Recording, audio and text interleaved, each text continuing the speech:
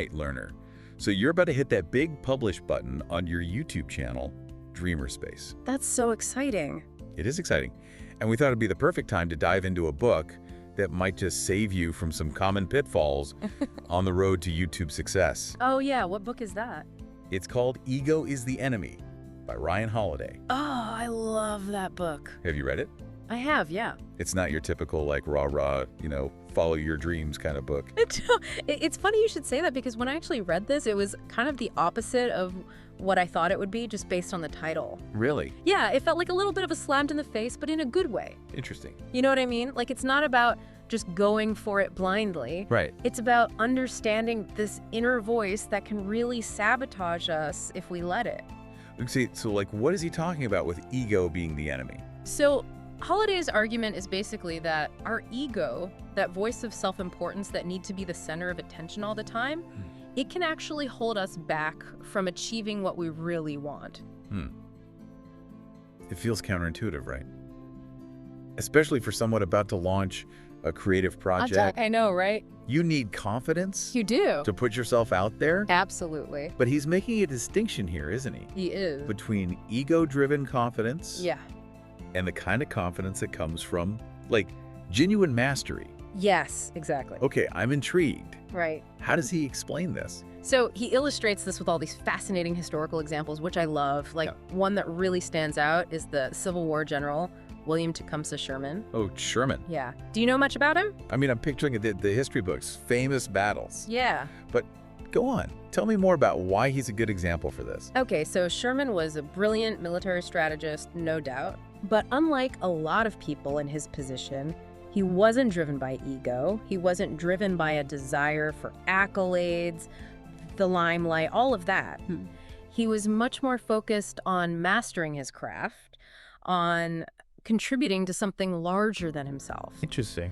So there's this really interesting story about him, for example, when he was promoted to brigadier general. Okay. He actually went to President Lincoln and asked for assurance that he wouldn't have to assume superior command. Whoa, hold on. Right. It's kind of the opposite of what you would expect. Right? Totally. Most people would be like, give me all the power. Promote me, exactly. Put me in, coach. Exactly. But he was like, no, I just want to make sure I'm doing the best job I can in the role I'm in. Wow, that's a powerful example. It is, right? It speaks to a different kind of confidence. It does. Like, he knows what he's capable of. Yes. But it's not in a way that's like, look at me, look at me. It's not ego-driven. It's about service. It's about mastery. It's fascinating. And I think there's a powerful lesson there for all of us, but especially for someone like you about to launch Dreamer Space on YouTube. Okay, I'm listening. What's the takeaway here? So instead of pouring all your energy into hyping up Dreamer Space before you've even really found your footing on the platform, what if you focused on becoming a student of YouTube first? Interesting. Right. It's like that saying, be a student before you try to be a master. Precisely. And Holiday actually talks about this. He calls it finding your canvases. Canvases. Yeah. And what he means by that is finding those experienced mentors, those successful organizations that you can learn from, that you can kind of practice your craft under the guidance of. Oh, okay. So like finding those people who have already walked the path and can offer guidance. Exactly. Yeah. And he tells this really great story about Bill Belichick. Oh, the legendary coach. Yes, the coach of the New England Patriots. Okay. You know, arguably one of the greatest coaches of all time. And he didn't start at the top, you know. He embraced the behind-the-scenes work. Oh, interesting. He was like a master of film analysis. Like, before he ever stepped on the field as a head coach, he had put in years of really understanding the game at a deep level. Okay, so he was like behind the scenes, doing the work, not seeking the spotlight. Exactly. Not becoming really, really good at what he did. Yes, and I think that's often how true mastery happens, right? That makes so much sense. Yeah. I think we have this tendency to like I know. glorify the overnight successes. Yeah. But the reality is, Most of the time. most of the time that's not the case. Yeah. There were years of unseen hard work and dedication that led to that. Yeah, absolutely. And that dedication often means pushing through those moments where, you know, that voice creeps in, that ego voice, Oh, tell me about it. you know, that says, you should be further along by now, or you deserve more recognition. Oh yeah, why isn't this happening faster? Yes. Why aren't I famous yet? Exactly. All of that. But it's like, if we can remember those examples Right. of that quiet mastery, of that focus on the craft, rather than the accolades. I love that quiet mastery. It can help us to kind of stay the course when we inevitably face those moments of doubt. Yes, absolutely. You know, especially in those early days of building something new, like a YouTube channel. It's so true. You know, you pour your heart into those first videos, Yeah. and maybe the views are slow to come. Right, or the comments aren't all glowing praise. Or maybe there are no comments. Yeah. And it's so easy to let those little ego bruises make you question everything. Oh, it's so true. Am I good enough? Should I even be doing this? All of that. But if you can remember, think about those videos, those early videos as your film analysis learner. You're honing your skills, you're finding your voice. You're building a foundation. Exactly, you're building a foundation for something much bigger. That is such a good point. Right. It's about playing the long game, not getting caught up in those early metrics. Yeah, And letting them dictate your self-worth. because that's a recipe for disaster. Right. Letting those external metrics Yeah, dictate how you feel about yourself. totally. Because they're going to fluctuate. Right, they're going to go up and down. Exactly. And this actually ties into another really key idea from the book, the passion paradox. Ooh, the passion paradox. Okay, I like this. Yeah, it's a good one. So we're always told to follow our passion, right? Oh, absolutely. Do what you love and you'll never work a day in your life. Yeah, you hear it everywhere. That's like the slogan of our generation almost. Right. It's everywhere. Yeah. And while passion is important, Holiday argues that it can also be blinding. Oh, interesting. Okay. Right, like it can make us blind to reality, blind to feedback. Okay. And he uses the example of John DeLorean.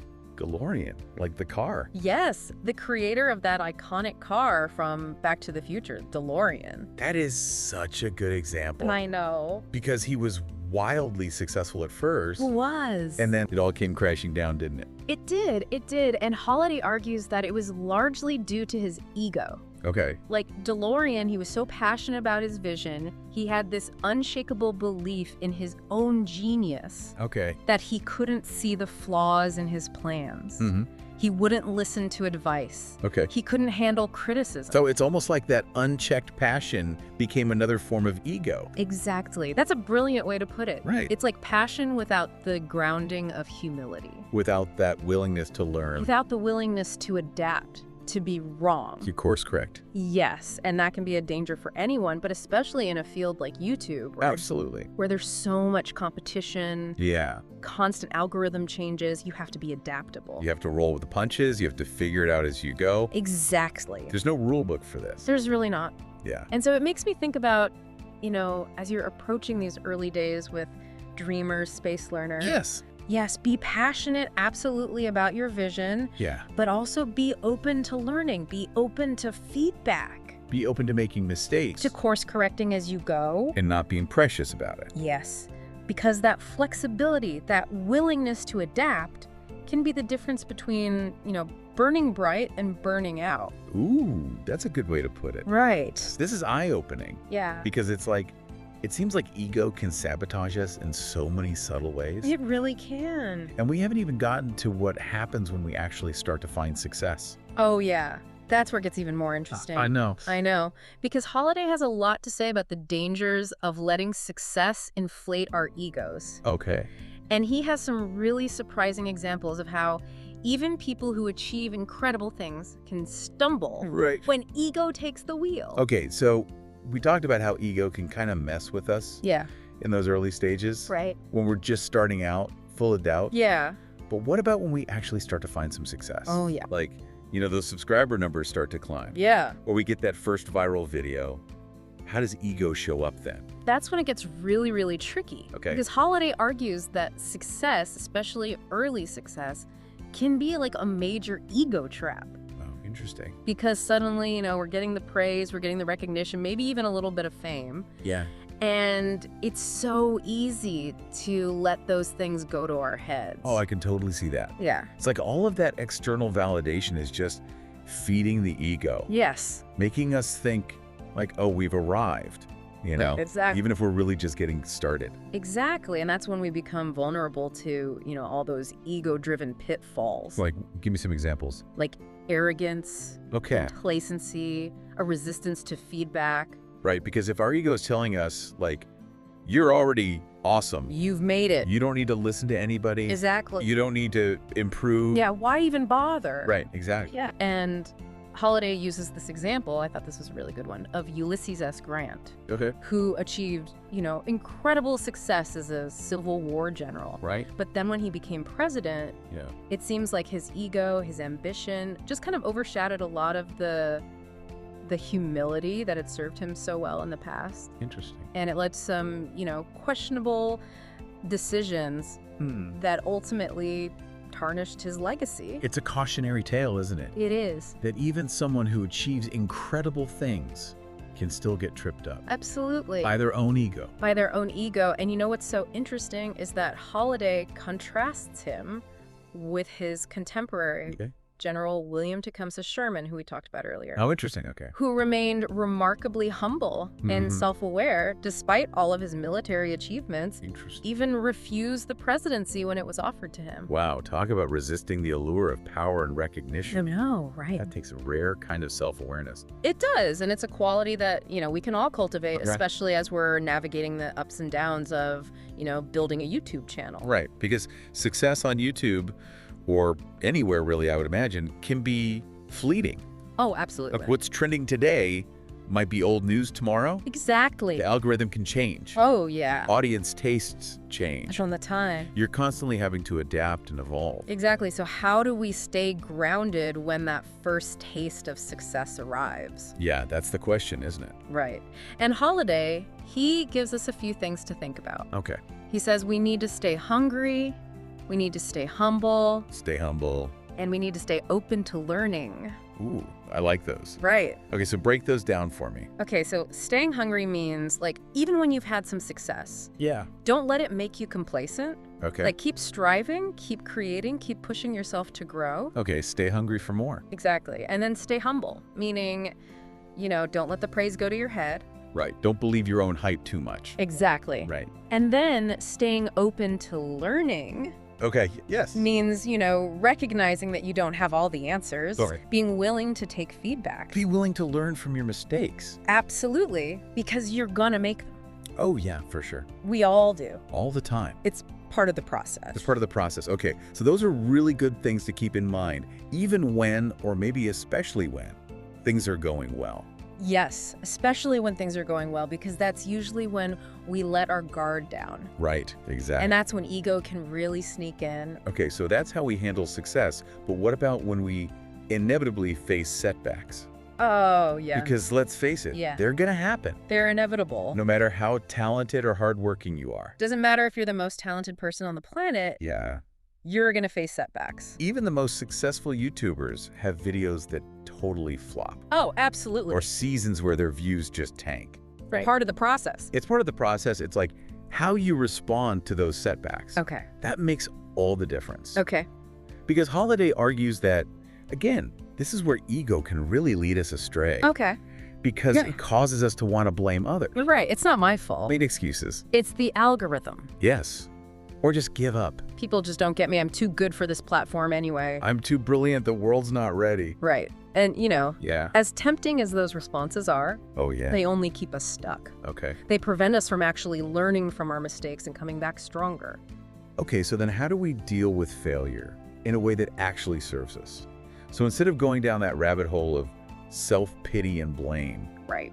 what's a more constructive way to approach those inevitable setbacks? So Holiday, he offers this really empowering alternative. Okay. He encourages us to view failure not as a personal attack or a reflection of our self-worth, Right? but as an opportunity for growth, for learning. I like that. Yeah, and he uses this example of, J.K. Rowling, Oh, whew. who faced tons of rejections Totally. from publishers. For Harry Potter. Yes, for Harry Potter before finally finding success. Hard to imagine that now. I know, right? Those books are like a global phenomenon. I know. But it's a good reminder that even the most successful creators Everyone. face setbacks Yeah. and rejections. Absolutely, but it's how they respond that Yep. sets them apart. That makes all the difference. Exactly. So she didn't let those rejections crush her spirit, Right. make her doubt her abilities.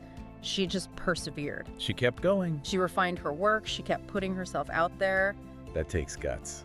It does. Especially in a world where, it's so easy to compare ourselves to others Oh my gosh. and feel like we're not measuring up. The comparison game is so dangerous. It's the worst. It is. Yeah. And Holiday, he actually dedicates a good portion of this book to the dangers of comparison. Because he argues that comparing ourselves to others, it's just a recipe for unhappiness. Oh, it's true. Right. It's like, why do we do that to ourselves? I know, but our ego loves it. Right. Like, it loves to play this game Yes. of constantly measuring our worth against the achievements of others. Oh, especially in the age of social media. Oh, don't even get me started. Right, where you're just bombarded with these, I know. like, curated highlight reels The highlight. of everybody else's seemingly perfect lives and careers. And you know what's so funny is that even when we know logically Yes. that those are just like carefully curated snapshots. Right, exactly. They don't reflect the full picture. Of the struggles, of the behind the scenes, The failures, Right. the rejections, all of that. we still fall into the trap. We do. It's so easy to forget that. Yeah, when you're scrolling through Instagram Well, or, seeing someone's YouTube channel just blow up. right. And it's like, why not me? Why not me? Exactly, and it's so easy to spiral. It is. But Holiday, he urges us to shift our focus Okay, to what? from comparison to self-improvement. Oh, I like that. Yeah. Okay. He argues that, like, the only comparison that really matters is the one we make with our past selves. That's a good one. Right. I like that. So instead of, like, looking at what everyone else is doing and feeling inadequate, Right. look at how far you've come, Yeah. what you've learned, how you've grown. Celebrate your own wins. Exactly. Celebrate your wins and keep striving to create your best work. Because ultimately that's what it's about, right? Exactly. Creating our best work. Yeah, and finding that joy Yeah. in the process. In the journey. Yeah. Exactly, not just the outcome. I love that. This has been such a good conversation. It has. And I feel like we've only just scratched the surface of this book. I know, there's so much more. There's so much to unpack here, but Yeah. these are some really good things for our listeners to kind of chew on as they're, embarking on their own creative journeys, launching their YouTube channels, all of that. Absolutely. And I think if there's one thing to really take away from this conversation, Okay. it's that ego. It really can be the enemy of Yeah. our own success, of our own happiness. But that we have a choice. You do. We can choose to let it control us. Yeah. Or we can choose to kind of tame it Yes. and harness its power for good. That's a beautiful way to put it. So to our listeners out there, Yes. keep dreaming big, Yes. keep creating, Pushing yourself out there. but keep that ego in check. Yes, that's the key. And remember, Yeah, your voice matters. absolutely. The world needs to hear what you have to say. We need you. Until next time. Bye, learner.